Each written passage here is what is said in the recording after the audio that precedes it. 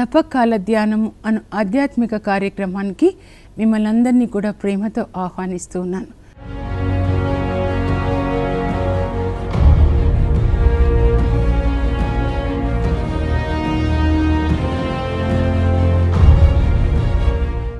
ఈ తపస్కాలం అనే మాట లెంటెన్ సీజన్ అనే ఇంగ్లీష్ మాటలోంచి తీసుకున్నారు. ఈ లెంటెన్ సీజన్ అంటే ఆంగ్లో సాక్సన్ లాంగ్వేజ్లో Lenten season means spring season. Lens means spring అంటే వసంతకాలం అన్నమాట. నిజానికి మనం తపస్కాలం అనే ఈ మాట వసంతకాలము అనే మాటతో సమానం అన్నమాట. ఈ వసంతకాలంలో చెట్లు ఎలాగైతే ఎండుటాకులు రాల్చి కొత్త చిగుళ్ళు పుట్టి పుష్పించి ఫలిస్తాయో, మనం కూడా ఈ ఆధ్యాత్మిక వసంతకాలంలో మన ఆత్మ కూడా శరీర వాంఛలు, శరీర క్రియలనే ఎండుటాకులని రాల్చేసి మరి ఆత్మ ఫలములు ఫలించాలి అని శ్రీసభ ఈ 40 దినాలని తపస్కాల దినాలుగా, వసంతకాల దినాలుగా ప్రకటించిందనమాట. ఈ వసంతకాల ఈ తపస్కాల 40 దినాలు యాష్ వెనస్డేతో ప్రారంభమై ఈస్టర్ సండేతో ముగుస్తాయి. అంటే విభూది బుధవారంతో ప్రారంభమై మరి పునరుత్థాన పండుగతో సమాప్తమవుతుంది. ఇవి ఆదివారాలు మినహాయించి అన్నమాట. విభూది బుధవారం నుంచి ఈస్టర్ వరకు మధ్యలో ఉన్న సండేస్ని తీసేస్తే, ఎందుకంటే సండేస్ అనేది కూడా ప్రతి ఆదివారం కూడా పునరుత్థాన పండుగని మనం కొనియాడతామన్నమాట. కనుక ఈ ఆదివారాలు తీసేసి విభూది బుధవారం నుంచి ఈస్టర్ సండే వరకు కూడా 40 డేస్ వసంతకాల దినాలు. కనుక వసంతకాలంలో ఎలా చెట్లు పుష్పిస్తాయో మనం పుష్పించాలి. ఈ 40 దినాల్లో కూడా ముఖ్యమైన దినాలు ఏంటో ముందు తెలుసుకుందాం.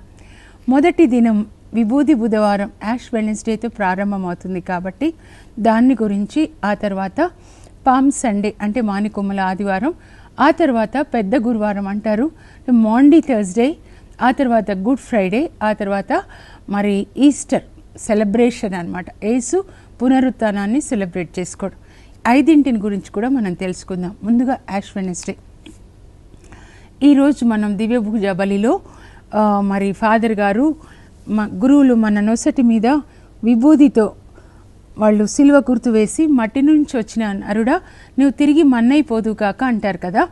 ఈ మాట ఆదికాండం 3:19లో దేవుడు ఆదాముని శపిస్తున్నప్పుడు వాడిన మాట అన్నమాట. ఆదాము అంటే హీబ్రూ భాషలో మట్టి అని అర్థం అన్నమాట.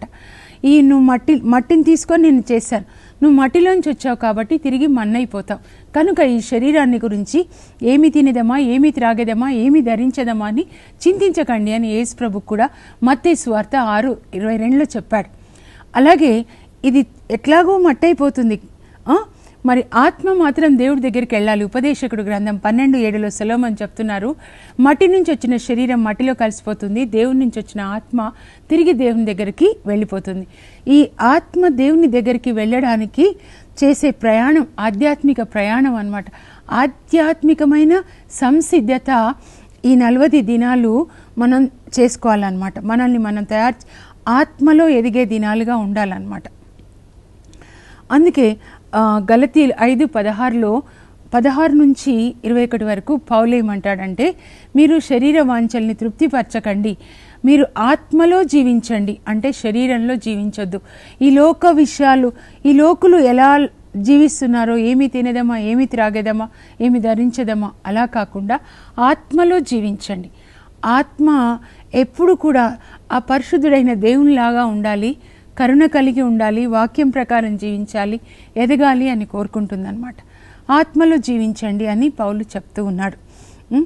ఇంకా ఈ బూడిద దేనికి గుర్తు అంటే, పాత దినాల్లో పాత నిబంధనలో మనం చూసినట్లయితే దానియేలు 9వ అధ్యాయంలో దానియేలు ఇజ్రాయేల్ ప్రజలు బాబిలోనియా ప్రవాసంలో ఉన్నప్పుడు వాళ్ళందరినీ తిరిగి మళ్ళీ యెరూషలేముకి తీసుకొని రమ్మని దేవుని ఎదుట ఆయన ఉపవాస ప్రార్థన చేస్తూ ఉన్నాడనమాట.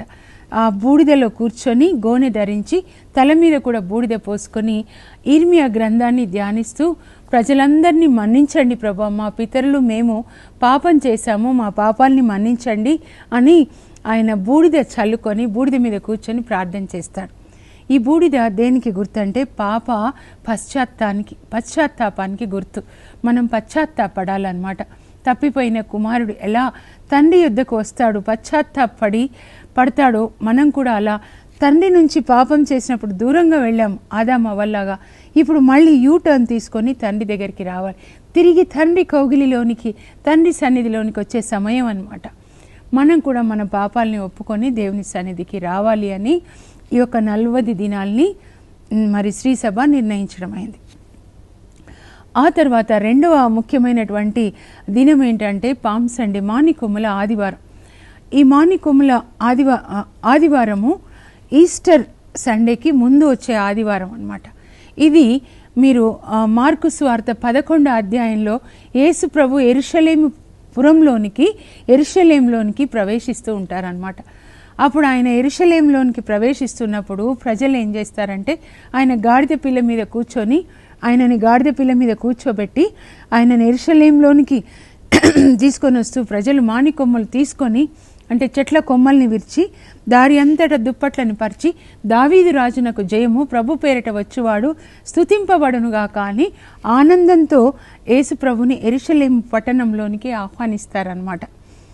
ఈ 40 దినాల్లో ఈస్టర్ తర్వాత మనం గొప్పగా కొనియాడుకునే పండుగ ఇదనమాట. ఈ మానికొమ్ములు దేనికి గుర్తు అంటే జయానికి గుర్తు. యేసు ప్రభు యెరూషలేంలోనికి ప్రవేశిస్తున్నారు. అక్కడ యెరూషలేంలోనికి వచ్చిన తర్వాత దేవాలయాన్ని శుద్ధి చేస్తారు ఆయన. అలాగే ఇప్పుడు మనం ఆయనని స్తుతిస్తున్నప్పుడు మన హృదయం అనే యెరూషలేంలోనికి ఆయన వస్తారు, మన హృదయాన్ని శుద్ధి చేస్తారు. అక్కడ ఉన్న సైతాను శక్తులన్నిటినీ ఆయన ఓడిస్తారు. ఆయన రాజుగా మనల్ని, మన హృదయాన్ని, మన జీవితాన్ని, మన శ్రీసభని, ప్రపంచాన్ని పరిపాలిస్తారనమాట. ఆ తర్వాత మాండీ థర్స్డే అంటే పెద్ద గురువారం అని మనం అంటాం, కానీ కరెక్ట్గా చూస్తే మాండీ అనే పదము, Maundy is taken from Latin word అనమాట. మ్యాండేటమ్ ఆర్ నోవం అంటే న్యూ కమాండ్మెంట్ అని అర్థం అనమాట. నూతన ఆజ్ఞ అని అర్థం అనమాట. ఈ నూతన ఆజ్ఞ గురువారము అనాలి కరెక్ట్గా అవుతే. ఇంగ్లీష్లోంచి మనం తెలుగులోకి ట్రాన్స్లేట్ చేస్తే నూతన ఆజ్ఞ గురువారం అనాలన్నమాట దాన్ని. ఆ రోజున యేసు ప్రభు కడరా భోజన సమయంలో యోహాను సువార్త 13:34-35లో తన శిష్యులకి నూతన ఆజ్ఞ ఇస్తూ ఉన్నారనమాట.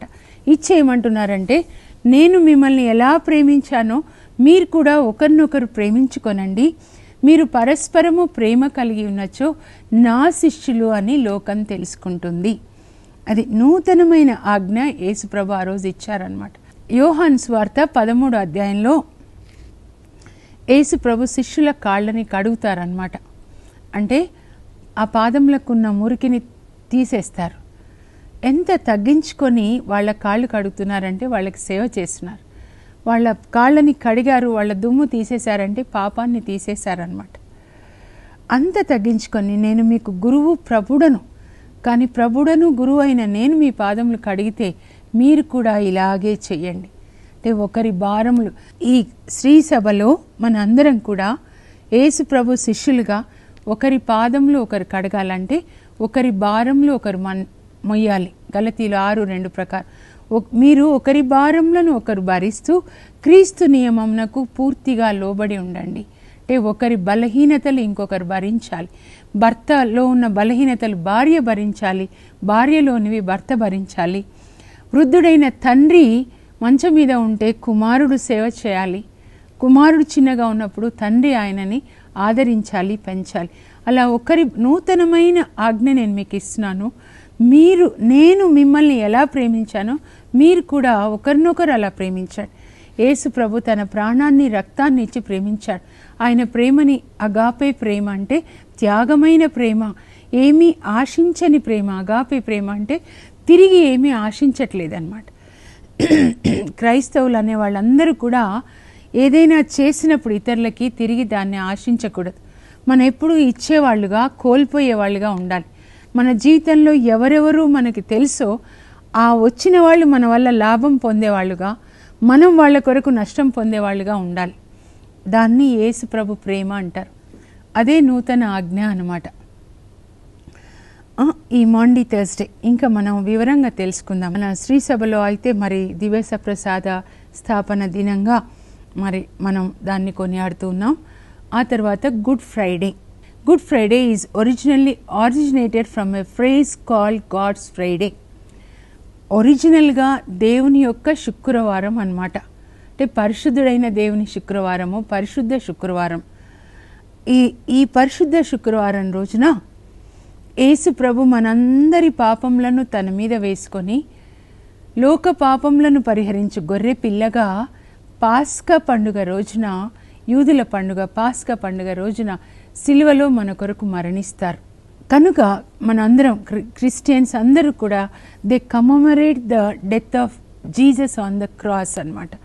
సిలువలో మన కొరకు మరణించిన యేసు ప్రభుని మనం జ్ఞాపకం చేసుకొని, ఇంత త్యాగం నా కొరకు యేసు ప్రభు చేశారు కాబట్టి నన్ను రక్షించాలని, పాపం నుంచి శాపం నుంచి నాకు నిత్య జీవాన్ని ఇవ్వాలని, పరలోకానికి నన్ను తీసుకెళ్లాలని ఆయన సిలువలో నా కొరకు మరణించారు. కనుక నేను ఇప్పుడు తగిన విధంగా, ఆయనకు తగిన విధంగా, తగిన బిడ్డగా నేను జీవిస్తాను అని మనం ఆ రోజున నిర్ణయం తీసుకోవాలన్నమాట. అది గుడ్ ఫ్రైడే. ఆ తర్వాత యేసు ప్రభు శరీరంలో సిలువలో మరణించిన తర్వాత ఆయన శనివారం రోజు ఏం చేశారనంటే 1 పేతురు 3:19 చూస్తే ఆయన ఆత్మలో మరి పరదేశికి వెళ్ళి అక్కడ ఆత్మలకి ఆయన బోధించాడనమాట. పరదేశు అనేది ఒక నిద్ర స్టేట్ అన్నమాట. ఆదాము అవ్వల దగ్గర నుంచి అందరూ కూడా ఒక నిద్రపోతున్న స్థితిలో ఉంటారు. యేసు ప్రభు వెళ్ళి లేపుతారు, ఆదాము లే, అవ్వమ్మ లే అని, ఆదాము అవ్వ లేండి అని వాళ్ళందరినీ లేపుకొని వాళ్ళని కూడా పరలోకానికి తీసుకొని వెళ్ళారనమాట. తనతో పాటు తీసుకొని వెళ్తారు శనివారం రోజు. ఇంకా ఆదివారం రోజున, ఆదివారాన్ని ఈస్టర్ సండే అంటారంటే పునరుత్థాన పండుగ. యేసు ప్రభు సైతాన్ని, శరీరాన్ని, లోకాన్ని జయించి ఆ సైతాన్ను, పాపాన్ని సమాధి చేసి ఆ మరణాన్ని గెలిచిన రోజు అన్నమాట. సైతాన్ని గెలిచిన రోజు. ఆయన పరలోకానికి మనకి ద్వారాన్ని తెరిచిన రోజు అన్నమాట. ఆయన పునరుత్థానుడై పరలోకానికి ఎలా వెళ్ళాడో మన మరణాన్ని కూడా ఆయన సమాధి చేసి మనందరినీ కూడా ఆయన పరలోకానికి తీసుకొని వెళ్తాడనమాట. దాన్ని మనం ఈస్టర్ పండుగ లేదా పాస్కా పండుగ అంటాం. పాస్కా పండుగ మనం పాత నిబంధన 12వ అధ్యాయంలో చూస్తే మోషే ప్రవక్త ద్వారా దేవుడు ఇజ్రాయెల్ ప్రజల్ని ఐగుప్తు బానిసత్వం నుండి విడిపించి ఏ విధంగా అయితే వాగ్దాన భూమి కానా దేశానికి నడిపించారో, యేసు ప్రభు కూడా తన శిలువ మరణం ద్వారా, తన పునరుత్థానం ద్వారా మనల్ని ఆ సైతాను బానిసత్వం నుండి విడిపించి మనల్ని వాగ్దాన భూమి అయినటువంటి పరలోకానికి నడిపించుకొని పోయే రోజు అన్నమాట. అందుకే పాత నిబంధనలో మోషే, కొత్త నిబంధనలో యేసు ప్రభుకి సాదృశ్యంగా అక్కడ ఆయన విమోచించాడు ఫరో బానిసత్వం నుంచి మోషే. ఇక్కడ యేసు ప్రభు సైతాను బానిసత్వం నుంచి మనల్ని విమోచించిన విమోచకుడిగా ఉన్నాడనమాట. కొలస్సీ 1:12-13 అదే రాశాడు పౌలు. చీకటి నుండి మనల్ని వెలుగులోనికి, మరణం నుండి జీవంలోనికి, అసత్యం నుండి సత్యంలోనికి నడిపించాడు యేసు ప్రభు తన శిలువ మరణం ద్వారా. ఈ ముఖ్యమైనటువంటి దినాలు ఈ 40 రోజుల్లో. అయితే ఇప్పుడు ఈ 40 దినాలు ఎక్కడ వ్రాయబడి ఉంది బైబిల్లో మనం చూద్దాం.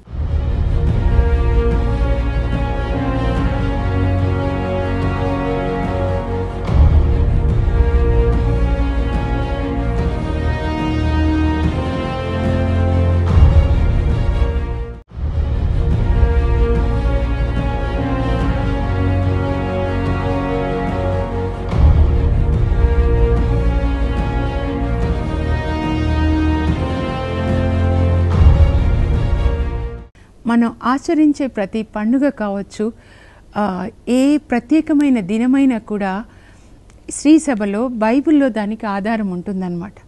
ముందుగా మోషే నిర్గమకాండం 24:18లో మోషే 40 పగళ్ళు 40 దినాలు సినాయి పర్వతం మీద దేవుని సన్నిధిలో గడుపుతాడు. ఉపవాసము అంటే ఉప అంటే ఒకరితో కలిసి, ఫెలోషిప్, కలిసి అన్నమాట. వాసం అంటే వసించుట, ఉపవాసం అంటే ఒకరితో కలిసి వసించుట, దేవునితో వసించు దినములు అన్నమాట. ఉపవాసం దినములు ఈ 40 దినాలంటే దేవునితో వసించు దినములు. మోషే సినాయి పర్వతం మీద ఎలా దేవుని సన్నిధిలో గడిపాడో 40 దినములు 40 రాత్రులు, మనం కూడా ఈ 40 దినములు 40 రాత్రులు దేవునితో గడపాలి. ఆ తర్వాత కూడా గడపాలన్నమాట. నిర్గమకాండంలో 19వ అధ్యాయం నుంచి 23వ అధ్యాయం వరకు మనం చూసినట్లయితే దేవుడు మోషే ద్వారా తన ప్రజలైన ఇజ్రాయిల్ ప్రజలతో ఆయన నిబంధన చేసుకుంటారు, ఒప్పందం చేసుకుంటారన్నమాట. ఆ మోషే ఇజ్రాయిల్ ప్రజల్ని విడిపించుకొని మోషే ఇజ్రాయిల్ ప్రజల్ని ఐగుప్తు నుండి విడిపించుకొని 3 నెలలకి సినాయి పర్వతం దగ్గరికి వస్తాడు. అప్పుడు దేవుడు మోషేతో మాట్లాడతారు, మోషే ఈ ఇజ్రాయిల్ ప్రజల్ని అహరోన్కి హూరుకి అప్పచెప్పు. ఏదైనా తగాదాలు ఉంటే వాళ్ళు మీ అన్నయ్య అహరోను హూరు దగ్గరికి వెళ్తారు, మరి ఇజ్రాయిల్ పెద్దలు కూడా ఉన్నారు, వాళ్ళ దగ్గరికి వెళ్తారు. నువ్వు మాత్రం కొండ మీదికి వచ్చి నన్ను కలుసుకో అని చెప్తారు. అప్పుడు నేను నిర్గమకాండం 24:12 నుంచి 18 వరకు మనం జాగ్రత్తగా చదవాలి. అప్పుడు దేవుడు అంటారు, అప్పుడు నువ్వు కొండ మీదకి వచ్చినట్లయితే నేను ఇజ్రాయెల్ ప్రజలు ఎలా మసులుకోవాలి, ఎలా జీవించాలి, కావలసిన నియమాల్ని ఆజ్ఞలన్నిటినీ కూడా నేను రాతి పలక మీద రాసిస్తాను అని చెప్పినప్పుడు మోషే దేవుడు చెప్పినట్లుగా ఆయన కొండ ఎక్కుతాడనమాట. ఆ కొండ ఎక్కిన తర్వాత 6 రోజులు దేవుని కొరకు వేచి ఉంటాడు. 7వ దినమున దేవుడు మేఘం రూపంలో, ఆ తర్వాత అగ్ని రూపంలో మోషే దగ్గరికి వస్తాడు. వచ్చిన తర్వాత దేవుడు మోషేతో మాట్లాడుతూ ఉంటాడనమాట. అప్పుడు మోషే దేవుడు చెప్పినవన్నీ కూడా వింటాడు. 10 ఆజ్ఞల్ని ఆయన 2 రాతి పలకల మీద రాసిస్తాడు. రాసిచ్చి ఏం చెప్తారంటే, మోషే ఈ ఆజ్ఞల్ని ఇజ్రాయేల్ ప్రజలు పాటించినట్లయితే నేను వారికి తండ్రిగా ఉంటాను, వాళ్ళు నాకు కుమారులుగా ఉంటారు. తండ్రిగా కుమారుల అవసరాలన్నీ కూడా ఒక తండ్రి ఎలా తీరుస్తాడో నేను కూడా అలాగే తీరుస్తాను. ఈ ఆజ్ఞల ద్వారా నేను మీతో ఒప్పందం చేసుకుంటున్నాను. ఇద్దరు మనుషులు వివాహం చేసుకోవాలి, భార్యాభర్తలు అంటే స్త్రీ పురుషులు, అప్పుడు వాళ్ళు ఒప్పందం చేసుకుంటారు. లేదా ఇద్దరు వ్యక్తులు బిజినెస్ చేయాలంటే ఒప్పందం చేసుకుంటారు. అలాగే దేవుడు ఆ ఇజ్రాయేల్ ప్రజలతో ఒప్పందం చేసుకుంటున్నాడు. తండ్రి పిల్లల మధ్యలో జరిగిన ఒప్పందం. వివాహం అయితే భార్యాభర్తల మధ్యలో జరిగేది. ఇక్కడ ఈ సినాయి పర్వతం మీద జరిగిన ఒప్పందము దేవునికి ఇజ్రాయేల్ ప్రజలకి మధ్య జరిగినటువంటి ఒప్పందం అన్నమాట. అంటే ఆ 10 ఆజ్ఞల ద్వారా ఒప్పందం జరుగుతుంది. మీరు ఈ నిర్గమకాండంలో 19వ అధ్యాయం వరకు చూసినట్లయితే ఆది కాండంలో దేవుడు మాట్లాడారు, ఆదాంతో మాట్లాడారు. ఆయన మాట్లాడే దేవుడు. ఈ చెట్టు పండు తినొద్దు, అదొక్కటే కాదు, చాలా చెప్పి ఉంటారు. ఒక దాని కొరకే నేను అనుకోను, దేవుడు ఒక్క పండు తినవద్దన్న పండు తినగానే అక్కడి నుంచి బయటికి పంపించే అంత కోపమైన దేవుడు కాదు, చెడ్డ దేవుడు కాదు. ఆయన హృదయాన్ని ఎంతో బాధ పెట్టి ఉంటారు ఆదాం అవ్వలు. మన పిల్లలు ఏదో ఒక పని చేయొద్దన్న పని చేశారని ఇంట్లోంచి మనం పంపించాం కదా. మనమే అలా ఉంటే మనల్ని సృష్టించిన దేవుడు ఎంత ప్రేమగా ఉండొచ్చు. వాళ్ళతో కూడా దేవుడు చాలా మాట్లాడి ఉంటారు, కానీ చాలా అవిధేయత చూపించి ఉంటారు. వాళ్ళు దేవుడి నుంచి దూరంగా వెళ్ళిపోయారు. అలాగే నోవాతో దేవుడు మాట్లాడారు. మన నోవా కుటుంబాన్ని గురించి తెలుసుకున్నాం. ఈ తరం వారిలో నువ్వు ఒక్కడివే నీతిమంతుడవు, ఉత్తముడవు, నువ్వు ఓడలోనికి రా, నువ్వు నీ భార్య పిల్లలు, నేను మిమ్మల్ని కాపాడుతానని దేవుడు మాట్లాడతారు. ఈ విధంగా ఓడ చేసుకో అని చెప్పినప్పుడు అలాగే దేవుడు చెప్పినట్లుగా నోవా చేస్తాడు. ఆ తర్వాత మరి అబ్రహాంతో, ఇస్సాకుతో, యాకోబుతో, మరి యోసేపుతో కళల ద్వారా దేవుడు మాట్లాడుతూనే ఉన్నారు. కానీ ఇప్పటి వరకు నోటితో మాట్లాడుతున్నారు, వాళ్ళు విధేయత చూపిస్తున్నారు. కానీ నిర్గమకాండంలో వచ్చేసరికి సినాయి పర్వతం మీద దేవుడు మొదటిసారిగా ఆజ్ఞలని వ్రాతపూర్వకంగా రాస్తున్నాడు అనమాట. రిటర్న్ వర్డ్, లోగోస్ అంటారనమాట. నోటితో మాట్లాడిన దాన్ని రేమా వర్డ్, రెమా అంటే వినడం అనమాట, వినే మాట. అంటే మొదటిసారిగా మోషే దేవుని సన్నిధిలో గడిపినందుకు మనకి ఈరోజు ఈ ధర్మశాస్త్రం ఉంది, 10 ఆజ్ఞలు ఉన్నాయి. ఈ మొదటి 5 గ్రంథాలు ధర్మశాస్త్రం ఉందన్నమాట. ఒక రిటర్న్ వర్డ్. మోషే దేవుని సన్నిధిలోనికి వెళ్ళాడు, భూమి నుంచి దూరంగా కొండ మీదికి దేవుని దగ్గర కొరకు దేవుడు పైనుంచి దిగి వచ్చారు. దేవుడు నరుడు కలుసుకొని ఆ ఒప్పందం చేసుకున్నటువంటి ఆ గొప్ప క్రియ, ఆ గొప్ప అద్భుతం అక్కడ జరిగిందనమాట దేవుని సన్నిధిలో. దేవుడు ఏదేది చెప్తున్నాడో మోషే విన్నాడు. వాటన్నిటిని కూడా ఆయన రాసుకున్నాడు. మొదటి 5 గ్రంథాలు రాశాడు. దేవుడు ఏది చెప్తే మోషే అదే చేశాడు. మోషే దేవుడు చెప్పినట్లుగా చేశానో అని వ్రాయబడి ఉంటుంది నిర్గమకాండంలో. ప్రతి విషయంలో కూడా నోవా దేవుడు చెప్పినట్లుగా చేశాడు. ఆది కాండంలో 6:13 మనం చూసాం. నిర్గమకాండంలో 7:2, 7:6 చాలా చోట్ల ఇప్పటి నుంచి చెప్తాను నేను. మోషే దేవుడు చెప్పినట్లుగా చేశాడు. ఆ కొండ దిగి వచ్చి ఇజ్రాయేల్ ప్రజలకి 10 ఆజ్ఞల్ని బోధించాడు.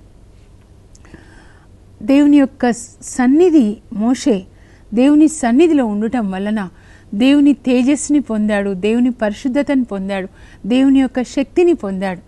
ఆయన కొండ దిగి వచ్చినప్పుడు, రాతి పలకల్ని తీసుకొని కొండ దిగి వచ్చినప్పుడు ఆయన ముఖము ప్రకాశిస్తూ ఉంది అని నిర్గమకాండం 34:29 చెప్తున్నారు. ఈ 40 దినాలు కూడా మనం కూడా దేవుని సన్నిధిలో దేవుని వాక్యం ధ్యానిస్తూ దేవుడు చెప్పినట్లుగా జీవిస్తే దేవుని ఆత్మని పొందుతాం.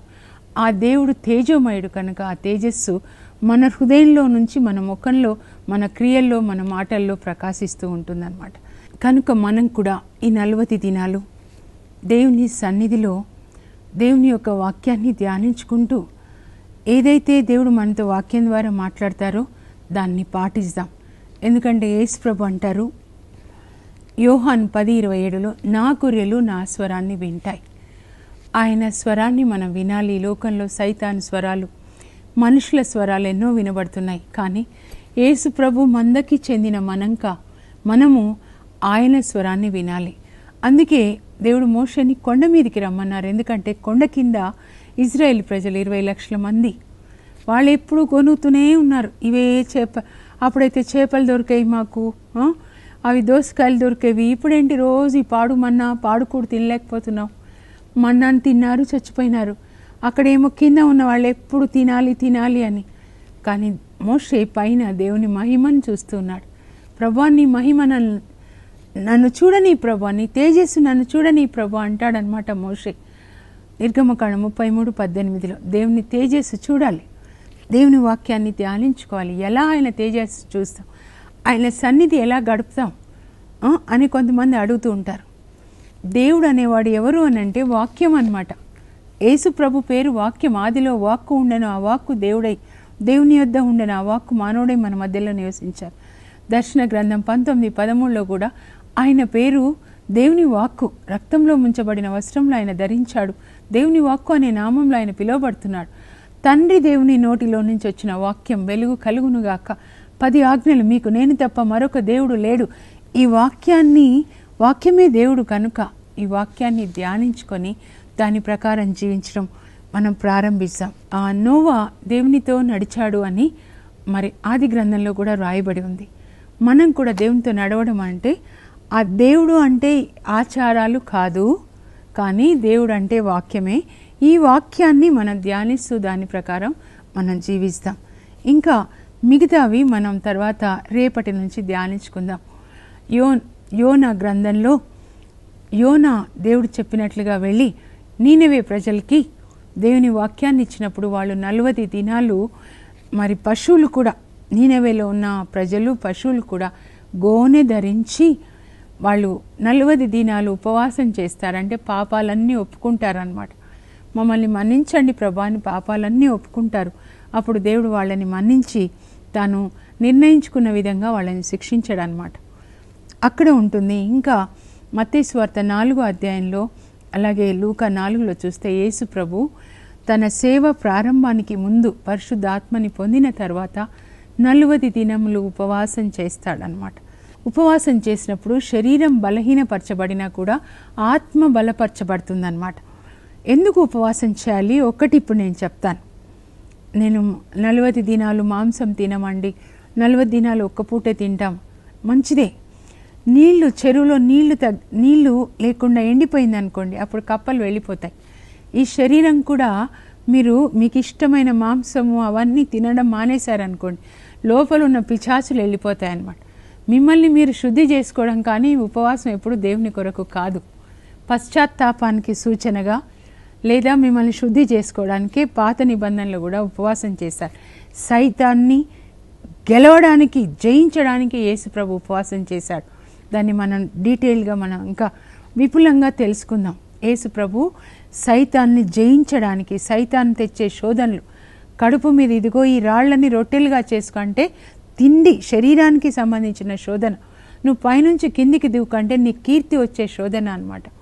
ఇవన్నీ నేను నీకు ఇస్తానంటే లోకానికి సంబంధించిన శోధన, లోకము, శరీరము, సైతాన్, ఈ 3 శత్రువులని జయించడానికి యేసు ప్రభు ఉపవాసం చేశారు. మనం కూడా అలాగే ఈ 3 లోకము, సైతాను, ఈ శరీరం అనే 3 శత్రువులని జయించడానికి మనం ఉపవాసం చేయాలి. ఇంకా మిగతా రేపటి దినాన్ని నుంచి మనం ధ్యానించుకుందాం, ప్రార్థన చేసుకుందాం. పరలోకపు మా తండ్రి, మీ పరిశుద్ధ నామమునకు స్తోత్రం కలుగునుగాక. ఈ 40 దినములు మోషే ఎలాగైతే మీ సన్నిధిలో గడిపాడో, మీ స్వరాన్ని విన్నాడు, మీ మహిమని, మీ తేజస్సుని పొందాడు ప్రభా. మరి ఆ 10 ఆజ్ఞలు అనే నిబంధన గ్రంథాన్ని, నిబంధన ఆజ్ఞల్ని తీసుకొని వచ్చి ఇజ్రాయేల్ ప్రజలకి బోధించి వాళ్ళని వాగ్దాన భూమికి నడిపించాడు. మేం కూడా మోషే వలె నీ సన్నిధిలో గడపాలి ప్రభా, నీ స్వరాన్ని వినాలి నాయన. మోషే నువ్వు చెప్పినట్లుగా చేశాడు. మేము కూడా మీరు ఏదైతే చెప్పారో బైబిల్ గ్రంథంలో దాని ప్రకారం జీవించడానికి కృప దయచేయండి. మీ తేజస్సుని చూసే దినాలుగా, మీ స్వరాన్ని వినే దినాలుగా ఇవి మాకుండునుగాక. ఆత్మలో ఎదిగే దినములుగా, వసంతకాలం, తపస్కాలం అంటే ఆధ్యాత్మిక వసంతకాలం కనుక మేం కూడా ఆ ఎండుటాకులు, శరీర క్రియలు అనే ఎండుటాకులని మేము రాల్చుకొని ఆత్మఫలములు అనే ఫలములు ఫలించడానికి కృప దయచేయండి.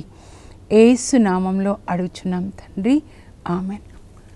ఒక ఫలవంతమైనటువంటి తపస్కాలంగా ఈ తపస్కాలం మీకుండునుగాక. God bless you all.